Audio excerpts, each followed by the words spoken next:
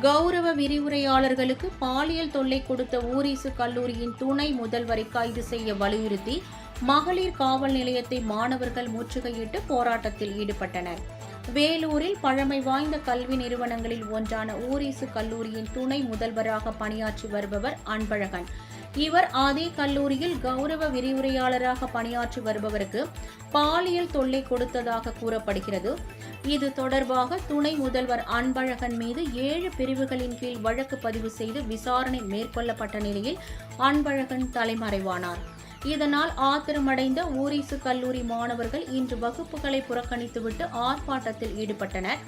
ஒரு கட்டத்தில் கல்லூரி நுழைவாயிற் கதவை உடைத்த மாணவர்கள் அண்ணா சாலை வழியாக ஊர்வலமாக சென்று அனைத்து மகளிர் காவல் நிலையத்தை முற்றுகையிட்டனர். அப்போது பாலியல் தொல்லை கொடுத்த துணை முதல்வர் அன்பழகனை கைது செய்ய வலியுறுத்தி முழக்கமிட்டனர்.